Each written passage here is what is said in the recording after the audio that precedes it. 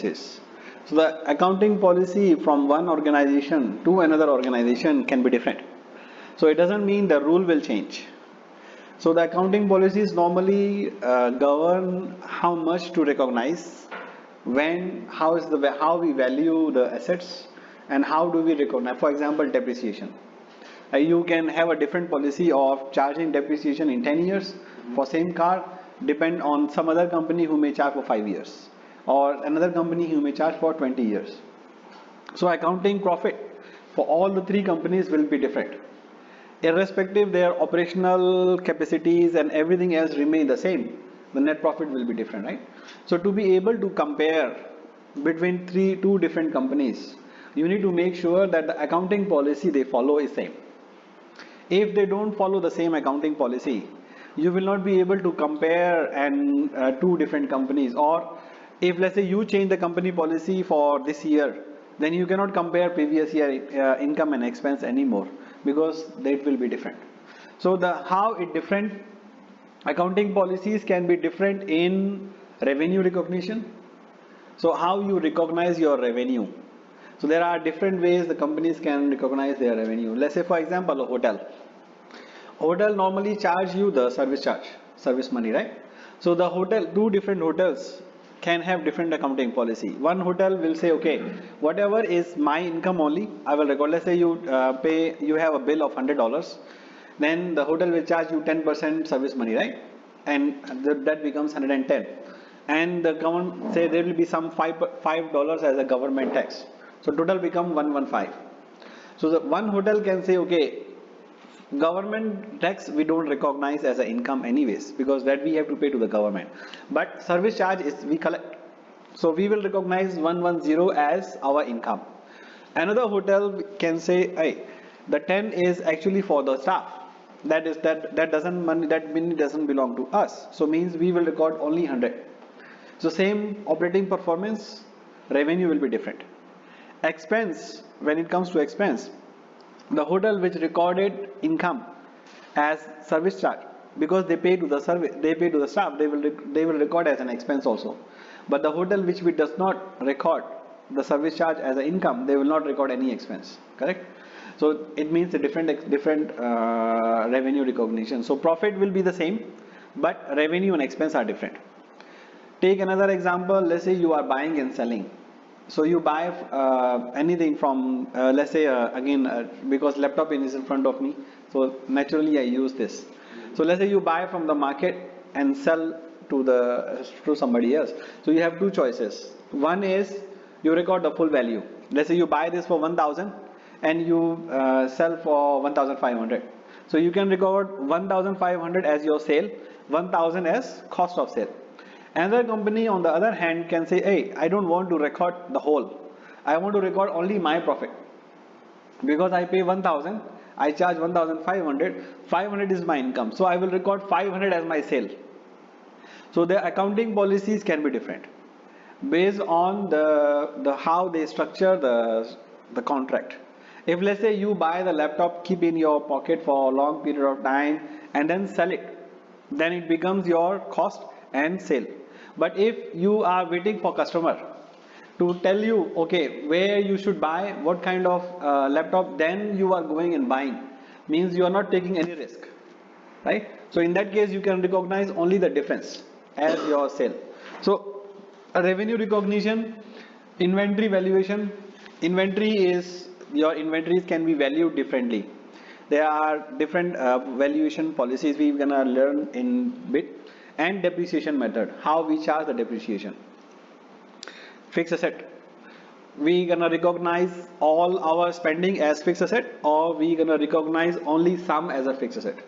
So you may say if I have spending anything above $100, that will be my asset. Anything I spend less than $100, that is my expense, no matter what is the life of the asset. So you can have a different policy. So the companies with different policy will show different accounting results, different profit results, right? So you need to understand your accounting policy and craft your own accounting policy as per your business requirements. If you want to focus on every single item, as an asset. You can say, okay, no debit, no fixed, no floor limit for amount.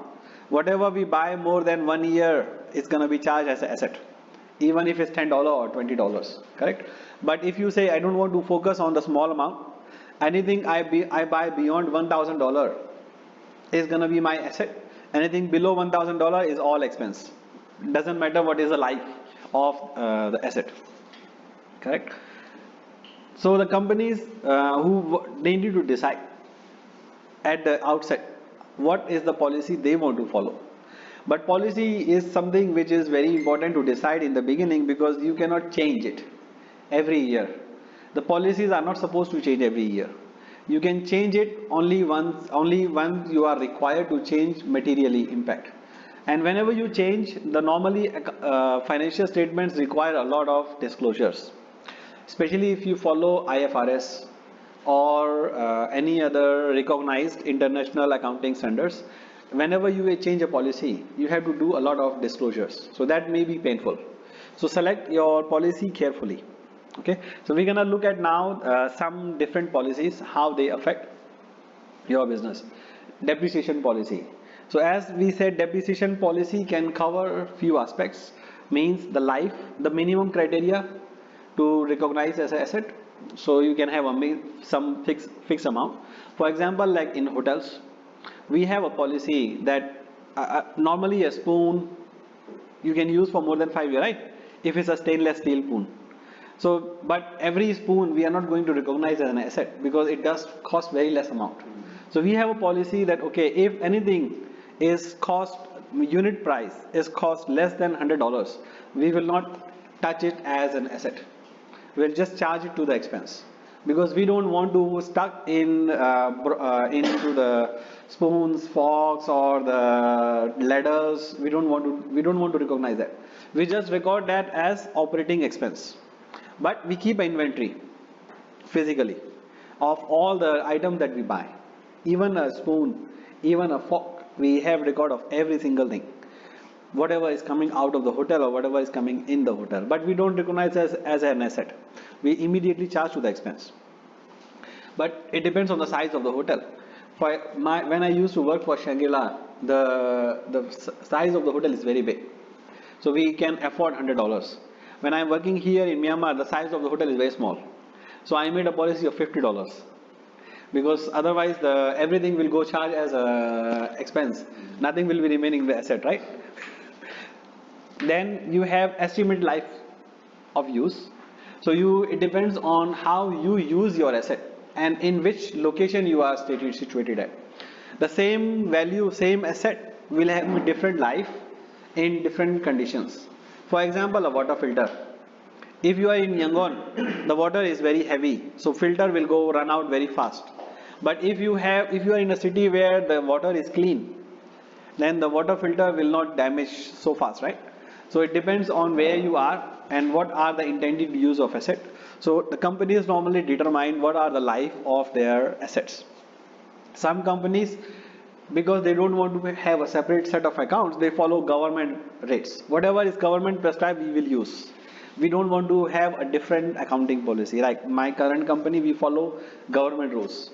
We don't have our own accounting depreciation rates, because otherwise we have to have one for our set and one set for government, so which is not ideal to maintain, right? So we follow one. Then you have method of charging depreciation. So how you charge the depreciation? You have different methods of charging depreciation. One is straight line. Whatever you buy, you just divide by 5 and charge equal. Another method is, if let's say you say the initial year my business is very low, or let's say you buy a machine which can produce, let's say, 10,000 units, and you know in the initial year I'm not going to use my production will not be very high, because I just started up the business. Maybe I will use 1,000, correct? Second year I may produce 3,000. Fourth year I may produce 2,000. Fifth year I may produce the balance. So you are charging based on your estimated production. So based on production capacity. Okay, and then another method is called written down value method. Did I explain? Yeah. So written down value method means we will charge you based on a fixed percentage. Let's say we charge 20% depreciation every year, but on the balance. So if the start asset with the asset starts with 1000, so first year depreciation will be 20, correct? What is the balance left? 100 minus 20 is 80. So the next year I will charge 20% of 80. So the next year depreciation will be 16, right? What is the balance? 18 minus 16 becomes whatever, and then 20% of that left over. So that is called written down value. So we are charging depreciation a fixed percentage. Here the depreciation is not fixed. In straight line method, every year depreciation is the same. In written down value, depreciation is not the same. It is the highest in the beginning and lowest at the end of the year, correct? It follows the certain rule that, okay, when the asset is new, is used most. When the asset get older, the efficiency of asset get reduced, right? You use less. The value is less.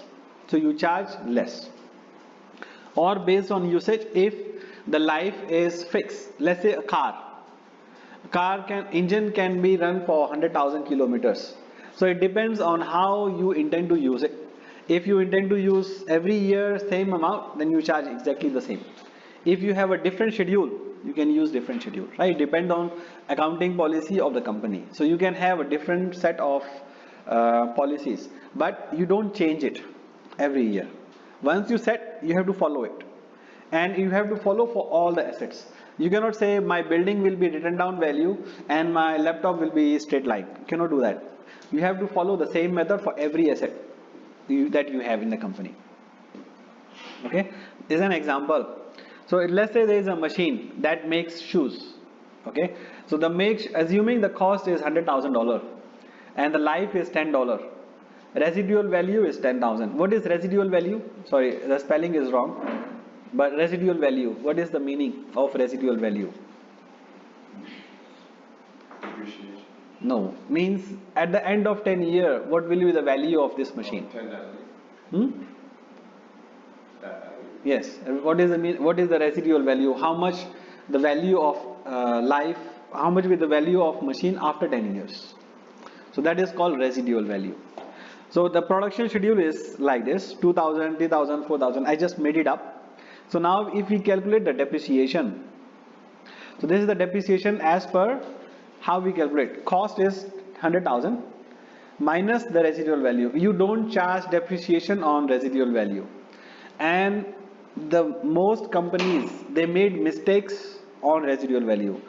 All the international accounting standards, they require us, the companies, to identify residual value for all assets.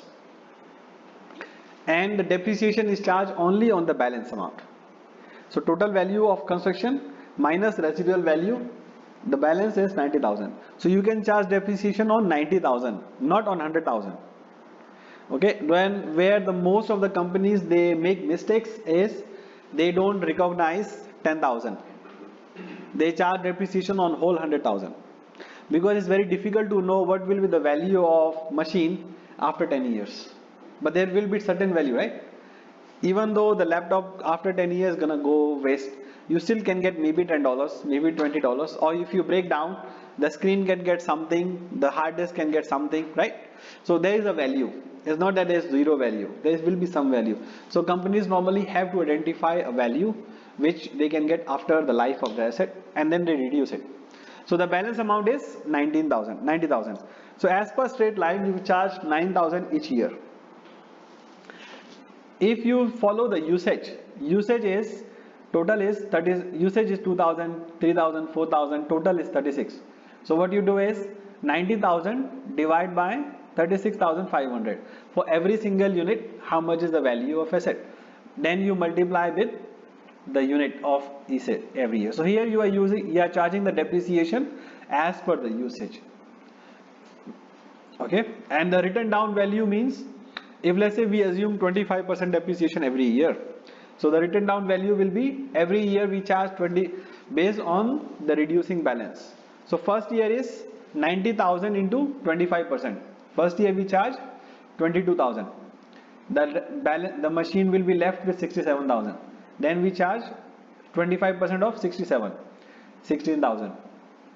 Okay, and so at the end of the year we will be able to charge 84,000.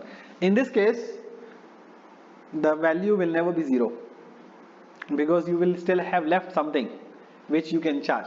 The only thing is, after a very long period of time, the depreciation will be negligible, maybe zero or $1 or $2 only, that's it. Okay, but it will never become zero. So this is how we charge depreciation. Three different policies. Now you can say three different results, means three different accounting profits. Okay, so you have to choose your accounting policy based on how you feel the assets are used. If you feel the assets are used equally over the years, follow straight line. Straight line is the most simple method which you can use, because you just have to divide by a number and then use it, right? Most companies here. Most companies use straight line, and even the government prescribes straight line, because government prescribes straight line, that's why they use straight line. But you can use any method that you want. Now most of the normally the companies use straight line because it's very simple to use. When would you use written down methods?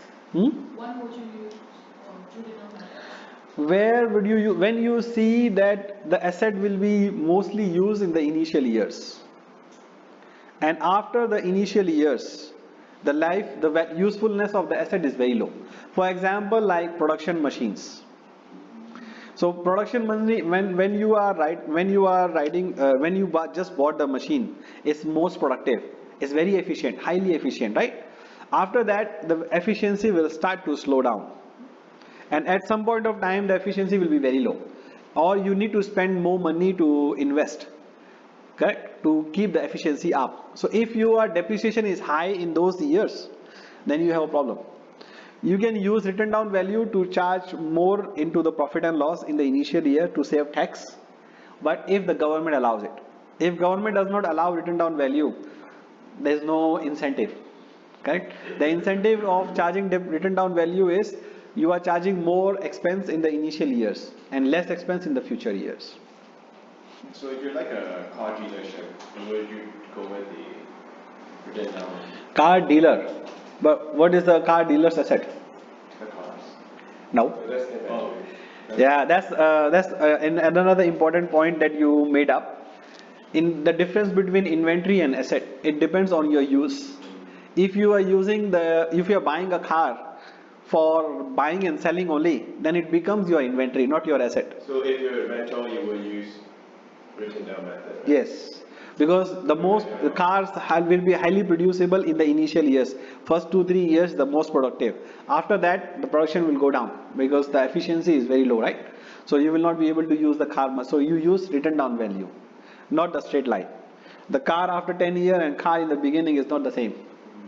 So it's written down value, but government will not allow. But for your own accounting perspective, you can use. Yeah, but for inventory, you don't charge depreciation. You just keep it as it is. But you assume if the car is 2 years in your showroom and you're not able to sell, what will happen?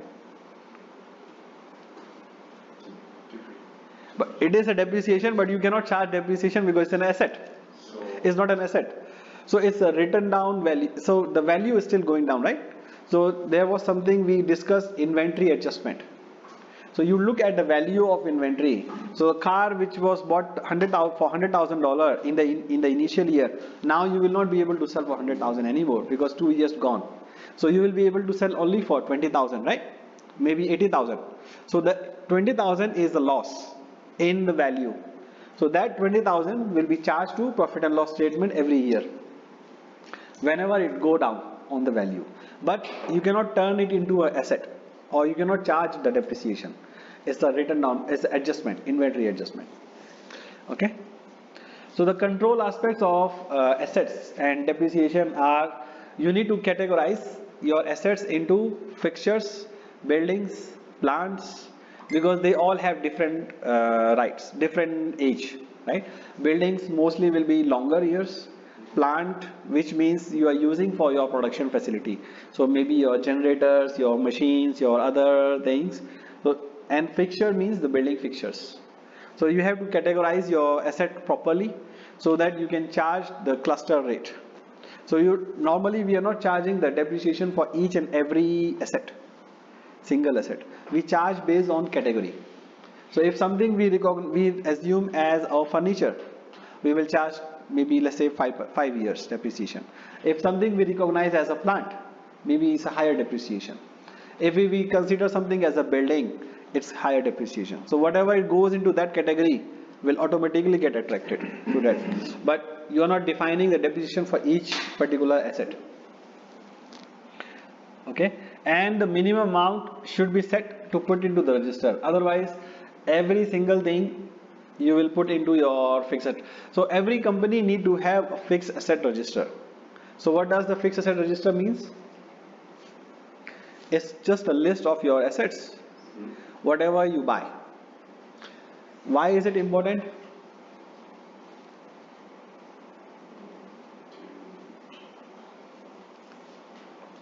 Another company value. Company to calculate the company valuation. Not really.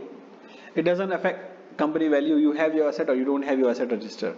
But assume if let's say your business is now 10 years older already, and you bought something 10 years ago, not now, and you don't have a list, and your business is in 10 locations, how will you know how much asset you should have and how much you actually have? What if somebody is stealing, right? Somebody, let's say Pandya is not recording the chairs. I come here to teach, I bring the chair with me. So if Pandya does not have a list of assets, they have no idea where the chair goes. Because they don't know their chair was there or not. They may know immediately, but after 2 days, 3 days, they have no idea, correct? And how will they measure? They cannot, right? So if I am able to skim it out, I will take the money, right? So your money is lost, but you have no idea where is it. So that companies need to have asset register to control their own assets. Because you are not there every year, right? Every place, especially when your business is a long business or have multiple locations, you have no idea. So you are not present at every location. You don't have CCTVs everywhere. Even CCTVs, people can bring CCTV together, right? So you will lose the assets. So every year, normally first task every company must do, which mostly in Myanmar especially, not even in Myanmar, in Thailand, in Indonesia, everywhere I worked it, especially in Southeast Asia, they don't make a fixed asset register. They don't register. Whatever you buy, they don't make an itemized list. And every year you're supposed to go and check, does it still exist or not? Now you take, this is owner's control, right? Now you take a scenario of an investor who is coming in from outside and you are telling him, I have a value of $1 million assets. How do you explain? So he will ask you, okay, give me a list.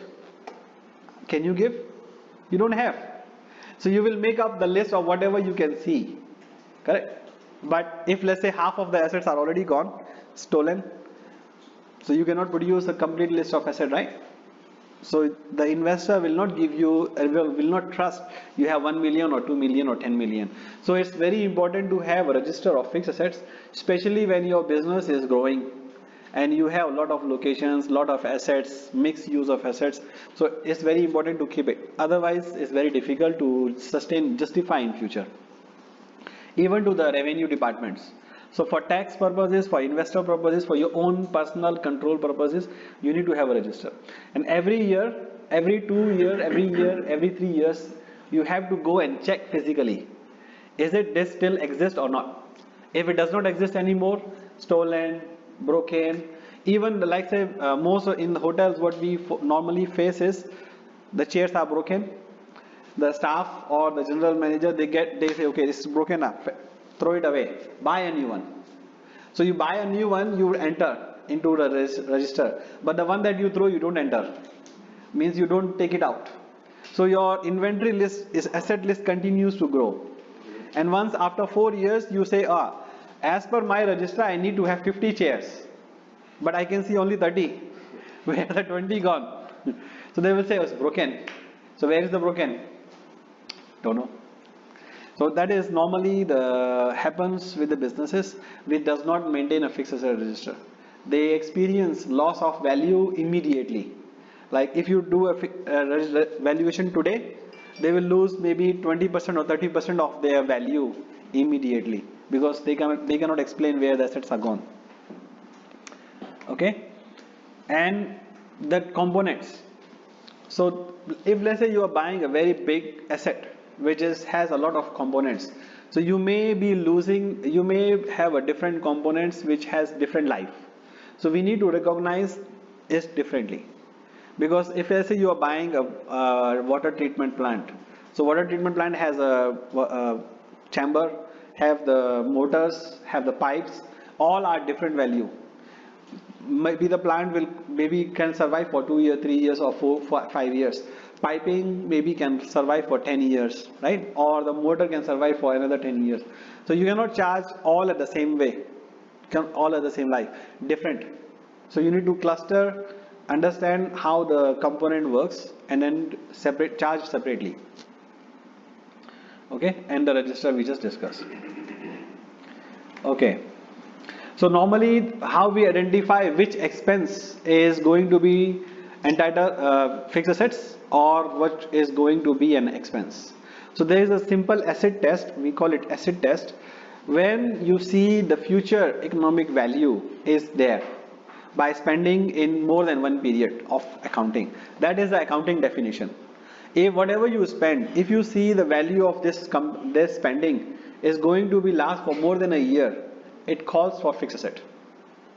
But you may define by your own accounting policy based on your amount, how much you want to recognize as a fixed asset or you want to charge immediately as an expense. But the definition is there. Okay. Example, research and development. So if you, let's say you are developing a product which normally the startups or the technology companies are doing all the time, right? You are doing a research and development which whenever you are developing a new product, so how do you call it? This research gonna benefit you in future year, right? So you want to capitalize it, means make it a fixed asset or charge to the expense immediately.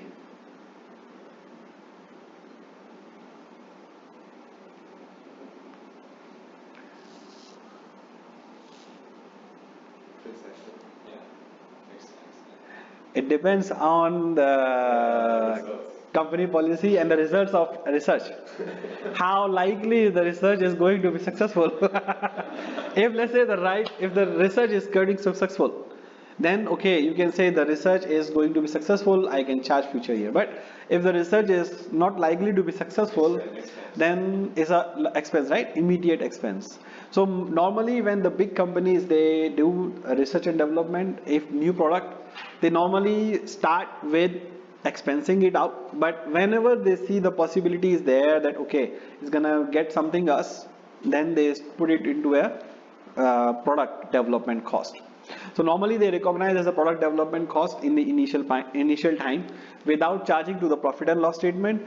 But as soon as they get near to the result, and if they are sure it's gonna go as a product development, if the product will be successful, they capitalize everything.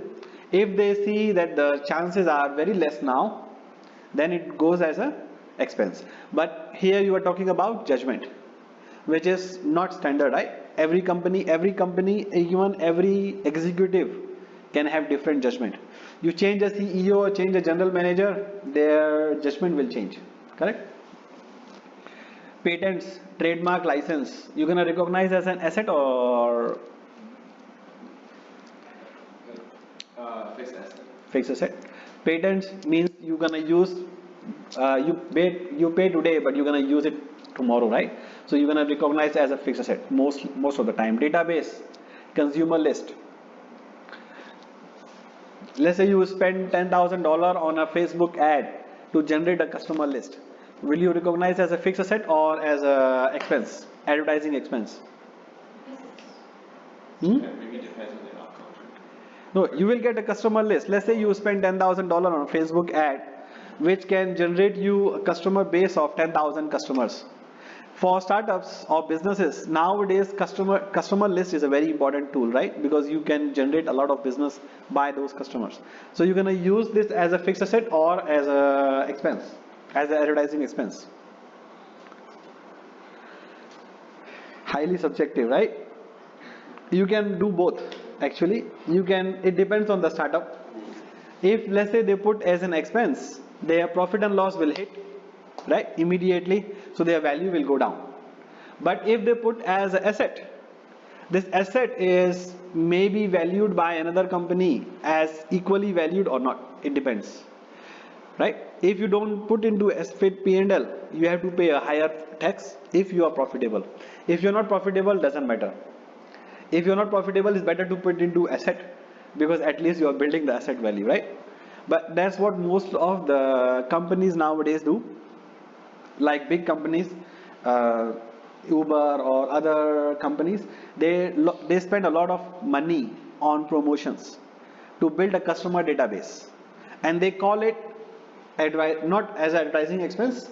They call it mostly that, okay, some companies call it advertising expense. Revenue department come and say this is not capital, this is not a advertising expense, because you are going to get the benefit of this customer in the future. So for me, it's a capital expense. Put it into capital and pay the tax. And the companies want to say this is my advertising. But some companies who want to show a profit, they will show this is my capital expense because the benefit will be in the future. Now this is the balance of my profit. So if you want to stay profitable, put it into fixed assets. If you want to save the tax, put into expense. I'm not telling you what to do. It's your judgment. Okay, but there are risks everywhere. The revenue department can take different judgments. Source code. If let's say you buy a source code from somebody, that's also a fixed asset, right? Because you're going to use that for your product development. So source code can be expense or can be depending on how you want to use it. Okay, so that is on the assets and depreciation. Then we come to inventory.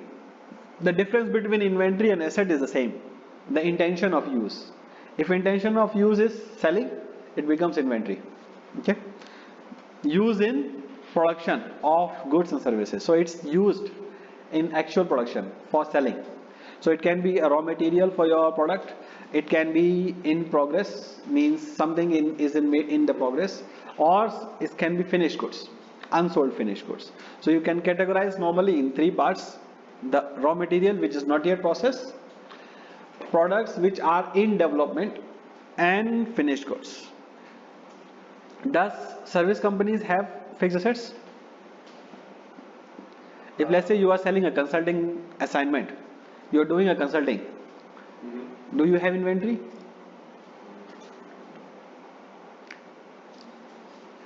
What if you have a project which lasts for 6 months and you just got the product and maybe it's in the middle at the time of closing the financial statements? You have spent only 3 months. You finish only 3 months, but the service is not complete yet. So you will not get the money from the customer, right? But you spend 3 months salary on your staff. So what will that happen? You will recognize the income next year, right? When you complete the project. But you recognize the expense today for 3 months. So how you want to deal with it? Then 3 months expense is here, 3 months expense in the future, but 6 months of income in the future, right? So means you want to recognize this 3 months as inventory. Means as maybe a cost of unsold services and put into next year profit and loss statement. Otherwise this year profit and loss statement is hit. Correct? So service industries can have unfinished projects which you have been working on it but are not finished yet. So you don't have income recognition, but you have expense already. So you need to put that expense in the income in the year when you are servicing the income, or the research work which you are doing for future projects. So that also can be recognized as inventory, but it's highly depend on the company's policy. Okay, these are just examples. So you can have different policies, but you need to have a policy, because you need to have whatever policy you want to follow. You want to put into asset, you want to put into inventory, you want to put into an expense immediately, but you need to have a policy. For that why, so that you can follow it year on year, and you can explain whenever somebody asks what is this. So then you can explain how I am doing it. And it depends on your objective and your individual condition. Do you want to stay profitable? If you want to stay profitable, don't show it as an expense, right? Put into either expense or put into inventory. If you don't worry about the profitability, then you can decide however you want it. Okay? So the costing is another policy matter of inventory, means how you value the inventory. So what are the different values? Do you know? Have you heard of it? First in, first out. What is first in, first out? First in and first out. So if let's say you buy 2 apple, the first apple you buy at $10. Now next day and you are not able to sell it. In the market next day the price of apple go up to $12. Now you buy another apple also, right? Because you just want to buy. So now you have 2 apple. One costs $10, another costs $12. On third day you sell 1 apple. You don't know which one, because you don't mark. Because it's the same apple, doesn't matter which you buy it for $10 or $12, right? Now you sell for 13. So how much profit you make? 3 or 2, 3 or 1. Because you buy for 12 also, you buy for 10, correct? So how much is your profit? Depend on your accounting policy, right? How you value your inventory. So first in, first out means I bought one, the latest at $10, right? So that will go out first. So means my profit will be 3. But if I have another policy called last in, first out, means the latest one I bought will go first. So what will be the profit now? 13 minus 12, 1. So same process, everything remain the same. The sale remain the same, purchase remain the same. The value is different. The profit is different. Correct? So you need to make an accounting policy. So accounting policy will affect your profitability. Another method is called weighted average. So now I bought 1 apple at 10, 1 apple at 12. So what is the average cost? 11. 10 plus 12 divided by 2. So each apple cost me 11 now. So whenever I am selling at 13, I will make $2 profit, right? So which one is more preferable method? First in, first out. Well, first in, first out, yes, but then in that case you are showing a very high. If let's say the price are increasing of raw material, you show higher profit in the current, right? But low profit in the future years because the cost is not adjusted out yet. If the price are decreasing, your profit in the initial month will be low. In the future month will be higher, right? And also, so what is the better way? For me, the most easier way is weighted average. Whatever you bought, you just weighted average. You just continue to adjust the average, especially when the item is not identifiable. Let's say you are buying apples, you cannot differentiate, right? But you can differentiate in other. Let's say you buy laptop, also the same. But if you buy something which can be differentiated by when you buy it, then you can specifically use first in, first out or last in, first out. Depends on you. But if the items are not differentiable, then you have to use weighted average. You don't have a choice, because otherwise you cannot follow the correct policy. Okay, the weighted average cost takes care of your average cost, and so the profitability will remain the same over a period of time. Otherwise it will fluctuate and is very difficult to explain. Okay. So normally nowadays the most of the companies follow weighted average. And the valuation, that was only how you charge inventory. But how about the valuation? So valuation normally is done at cost or net realizable value, whatever is low. So if you bought at 10, now the market price is only 8. So if you want to go and sell in the market, you can get only $8. But actually you bought at 10. So your inventory will be valued at 10 or 8? 8, because that is the net realizable value. Okay, the net realizable value minus the cost of sale. If you have to sell, if you have to go to the market, spend another $1 to sell it. So the net realizable value is 8 minus 1, not 8 anymore. So the 7.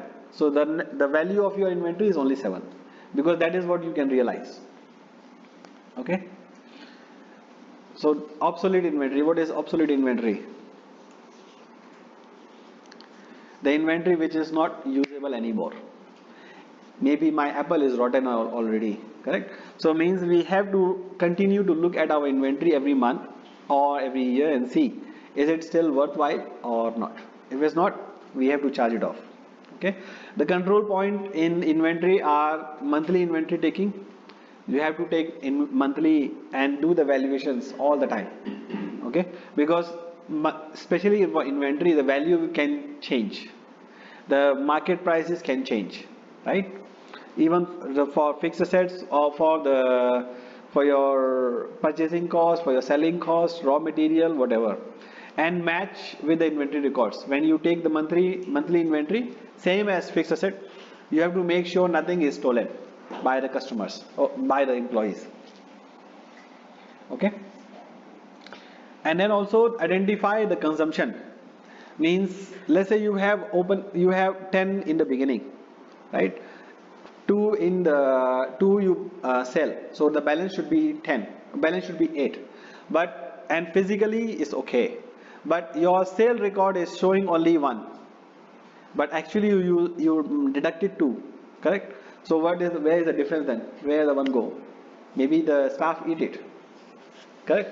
So means you need to match your minus consumption with your actual sales record, which is normally happens in especially the consumer graphics. Like for example in hotels, we make, because we cannot control the chef, right?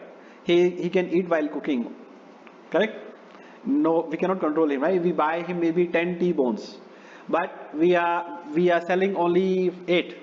The balance of the 2 is eaten by the chef in the kitchen, and we don't have a CCTV, so we don't know.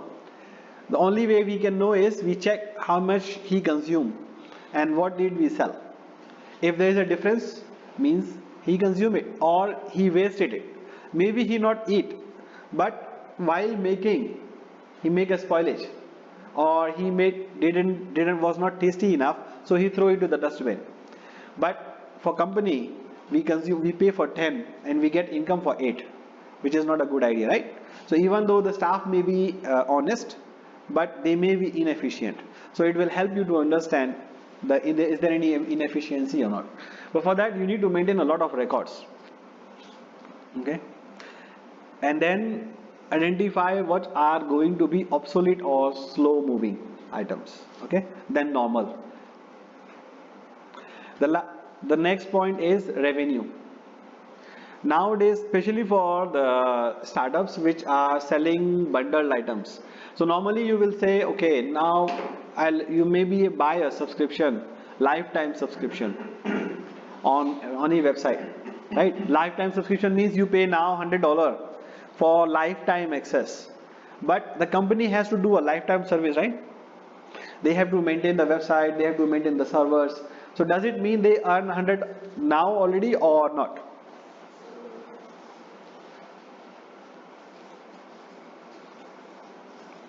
No, right? They didn't earn 100 yet because they had to do the service in the future.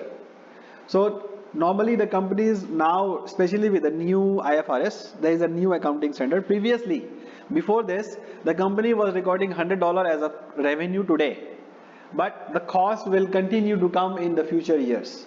So revenue is here, the expense is in the future years. So you're not matching the revenue and expense, correct? So the new accounting standard requires company to split the revenue into current revenue and future promises. So you have to estimate how much money you have to pay for future. If let's say all 100, mostly maybe only 50 is for this year. The rest of the 50 you need to pay for future. So you can recognize 50 as this year income. The balance of 50 will go in future to offset the expenses in the future. You buy a car, the company give you 3-year guarantee, correct? But they don't charge you anything, right? So this guarantee is bundled into the car price, correct? So company may charge you $100,000, but and they are saying, okay, 90,000 is for car value Another 10,000 is the guarantee, 3 years guarantee or 4 years guarantee, which is free of cost. For that, company need to pay after 3 years, up to 3 years, right? They still need to have a staff, they still need to have maybe somebody, if let's say your car is actually damaged, they still need to pay for it, correct? So nowadays companies cannot recognize revenue upfront. That today we receive 100,000, so we receive 100,000. No, you have to split the revenue for future obligations, whatever you have to spend in future. Okay, so normally the equipment can have like, let's say for example you are buying a equipment, so you may have a equipment, you have an installation cost, you have post sale services, and you have material rights. So let's say you charge a contract price 40,000, the rest is all free. Installation is free, service is free, or there are some other benefits which are given out as a free. So previously before this, the company need to recognize 40,000 as income. The rest all go as a cost because it's free. Correct? Now after the new accounting standard, companies are required to split the revenue into 19,000 for equipment, 10,000, 11,000 for installation, 4,800 for sales services, and 4,000 for other freebies.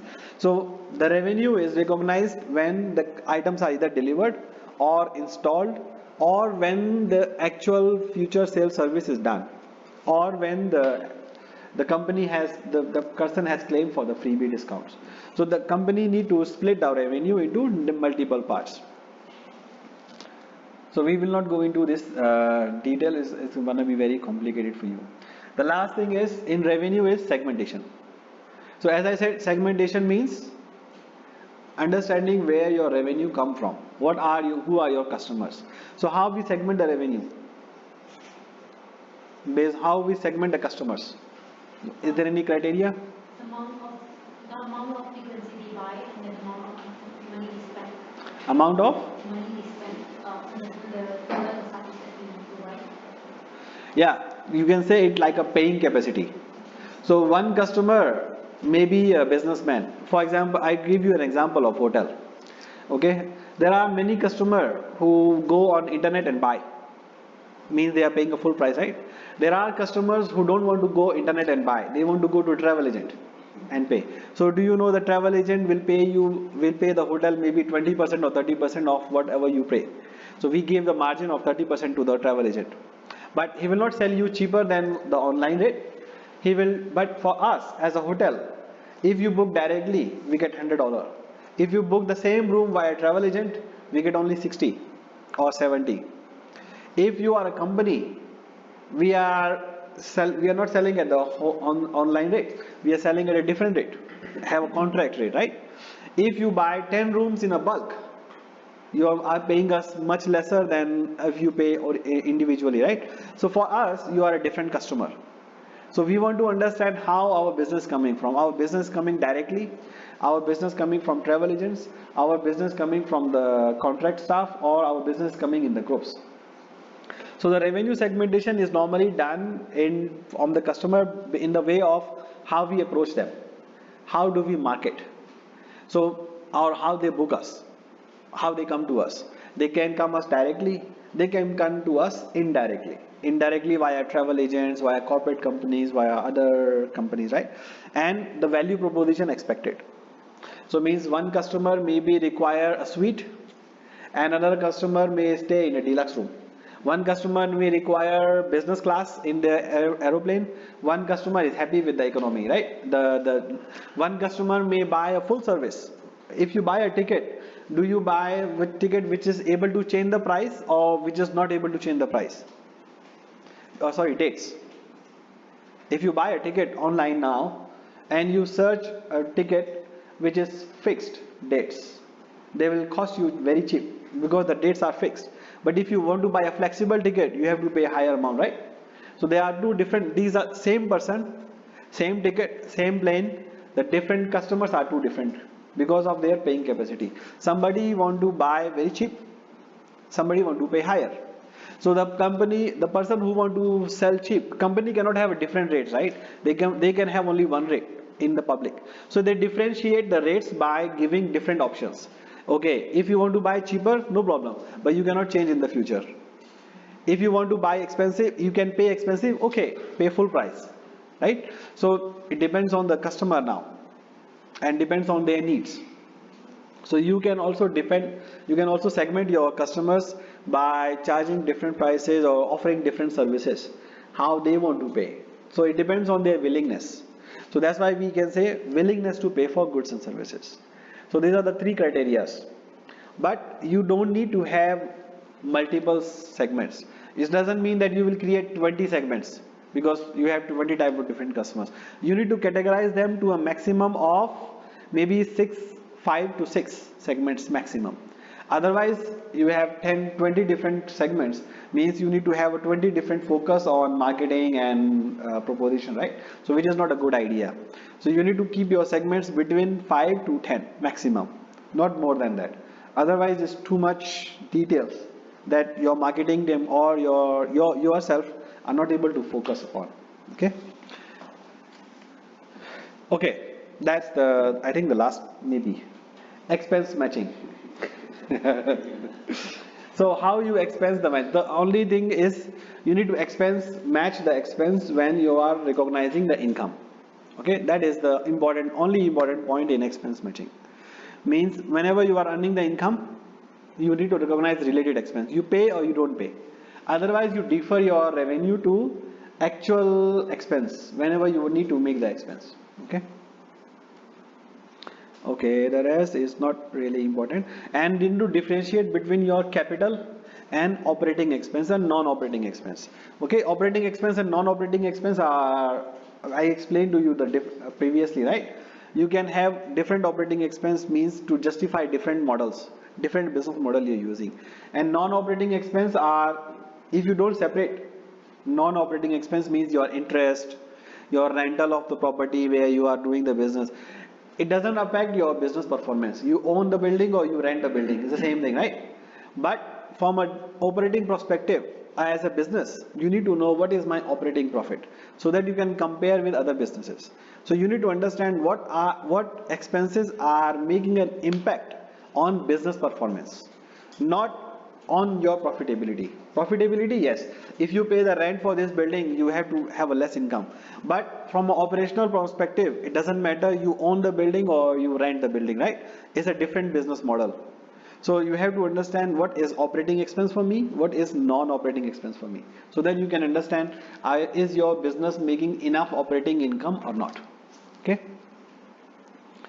So large expenses does not mean that it's capital. Some people they say, oh, I spent $100,000 is a lot of amount to spend on profit and loss. But amount does not qualify for capital expenses. Intention and the usage. Okay? Yeah, not yet the last. Cost center. I also don't know what else I put it here. Okay. So cost center accounting means you need to identify your significant departments or significant contributors of revenue and match the revenue and expenses to each profit center. Okay, for example, maybe in a hotel, where the money come from? We sell rooms, we sell outlets, we have spa, we have transportation, right? So for us, every department is a separate department, separate profit center. So we want to understand the profitability of each and every one separately, so that we can shut down the one which is not profitable to maximize our business, right? In the beginning, I gave you an example of 10 different businesses. Maybe 2 are making loss, 8 are making profits. So you may want to do something with the one which are making loss, but you need to identify them first. So there will be some costs which are common. For example, one CEO is managing all the businesses. So how will you identify the business? Cannot, right? You cannot identify the time spent by the CEO on each and every business. You're not recording the timesheet. So there are certain costs which are common, like brand, building rent, CEO expense. But there are certain expenses which can be identified, like specific marketing expense, specific revenue, specific cost of sales. So at least if you know that, you will know the business or the profit center's operating capacity. Okay. Common expenses you cannot segregate. If you not cannot segregate, just keep them together, which is not necessarily you have to put into. Otherwise, if let's say you say, okay, the CEO will be charged 1/10 in every business. In actually, if once some business is very low income, even though he's making money, you will say this is not profitable anymore because after charging the salary of CEO, this profit center does not make any money. So shut down that business, which is not correct. Without charging the common expenses, he's still making money, right? So it's contributing to the salary. So you need to understand that what are the fixed and common expense and what are the specific expenses to the business. Okay. Okay. Control aspects of AR means you need to have a credit approval system for your business. Businesses can make credit sales. So you need to know who are our customers and how we control. You are not giving credit to every single body, right? Not everybody who is going on the market can come and say, I will give me the money, give me the services today, will pay you tomorrow. Do you think that person will come back tomorrow? Maybe not, right? So you need to have a control system, credit approval system, on time billing and serialized. So the billing need to go on time and it need to have a serial number to make sure that even your own staff are not cheating. Maybe they give you maybe they sell something and they took the money in cash and pocket it. So as the owner you will not know, right? I have seen the cash collection controls, cash collection frauds. The company, the person who go out in the cash and collect the cash, he can mess up your cash collections. I have seen a fraud of up to like $2 million. Somebody who did a fraud of $2 million while only the cash collection. So he was not even the highest position staff in finance, where only the bill collector. He go and collect the money and doesn't report to the company because the company didn't give him the serialized controls and they don't ask him. And so how the money, because this customer is not paying, right? So how he does it? He take money from one customer and put into another one. Take money from this customer and say, okay, this person already collect. So whoever is overdue, he adjusts the first, but keep all the money with himself. So he's not reporting the money to the company. After a while, he spent all the money. So now the company lost $2 million. And finally, the provision for bad debt means once you review your customer, you need to understand who is going to pay us, who will not be able to pay. So you need to recognize your expense timely. Earlier you recognize is better for you, right? Okay, advances are similar, means normally we don't look at it. Once we pay the advance, normally you need to receive the services, right? But this is something which we normally don't do. We don't know how many advance we have given and have we received the services or not, because there is no register, there is no control on the aspect. So you need to have like an advance register where you are recording how much money you are paying in advance to whoever and have you received the services which they were supposed to give or not, and have it reviewed like every 3 months, every 6 months, to make sure nothing is pending for a very long period of time. When I normally start any new job, I first go and check what are the pending advances being there. So normally what I find is, oh, for 4 years we paid the advance to a certain company and we have not get the money, or we are not getting the services. So what does it mean? You pay the advance, the supplier go, and you lost your money, right? So that normally happens in every business.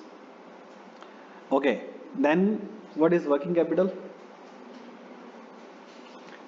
The money that you need for your day-to-day business, right? Maybe your daily or monthly cash requirements, amount that you need to make for purchasing the raw material. So you need a lot of money to run the business, right? So normally assessment you do based on either your cash flow, how much money you need to spend on a daily basis to survive the business, how much credit sale you need to do, how much supplier you can get on credit, what you can buy on credit, what you cannot buy on credit, right? And how much inventory you need to keep in your stock all the time.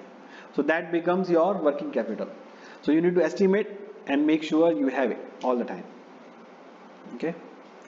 So normally you have a higher cash conversion cycle, means you normally buy a material until it's sold.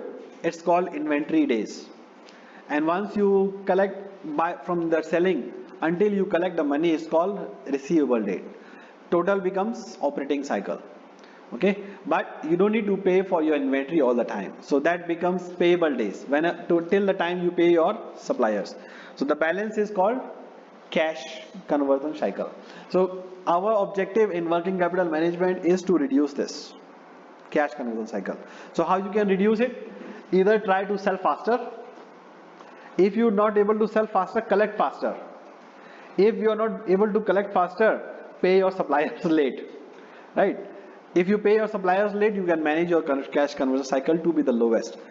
Otherwise, you have to, if you are payable, you are paying too fast and you are collecting very late, you need a lot of money to survive in your business, right?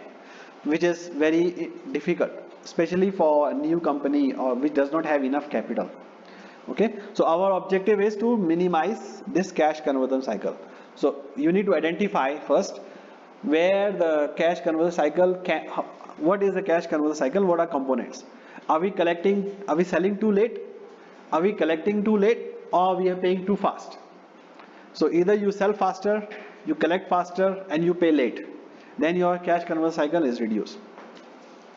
You know what is the cash conversion cycle of Apple? What was it? Apple company. Apple, minus 60 days. 60 days. Minus means because they sell very fast in advance mostly. They don't sell on credit. Okay, you have to pay the money in advance, but they pay their supplier after 90 days. So their cash conversion cycle is actually they are actually getting finance from their suppliers. They don't do that, and sometimes company can have a cash conversion cycle up to like 90 days. Means sometimes they take a long time to sell. And if, for example, like Samsung has a higher cash conversion cycle. Why? Because Samsung made a lot of product. Their product sells slower than Apple, and they sell on credit also. They sell to the dealers, which pay them money later, and they pay their suppliers comparatively faster than Apple. So they have a positive cash conversion cycle, means they need money to run their business. While on the other hand, Apple, they don't need money to run their business. They run their business from the supplier money. So they get the material first, they pay them later. But whatever they sell, they can get the immediate cash. So our target is to have negative cash conversion cycle, or at least the lowest possible. Okay. The smaller it is, the smaller money you need to run your business. Okay, this is the last, 100% last. Okay, this is for tomorrow. Actually, a precursor for tomorrow. What we are going to learn tomorrow. So tomorrow we are going to learn on financial analysis method. Now, so far we learned how to draw the financial statements. Okay, so if you get time, which you will not get, to draw financial statements, you will maybe draw for next week. So there are different methods of financial analysis. We do by common size statements, and we do trend analysis. So here's an example of two different companies. One company only, Southwest Airlines. So how we do it, you can see that every year the revenue is different, 21,000, 21,400, 20,000, right? But operating expense are also different.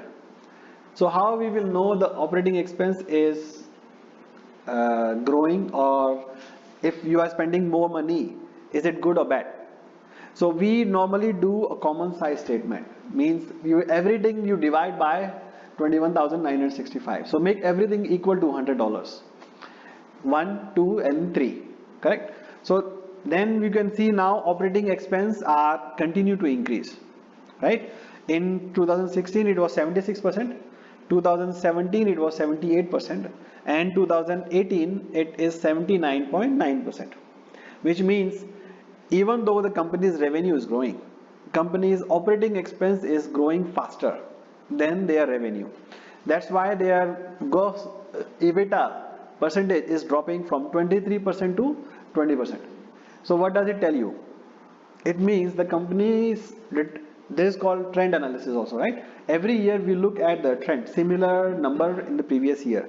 So you can see about 23 221, 220.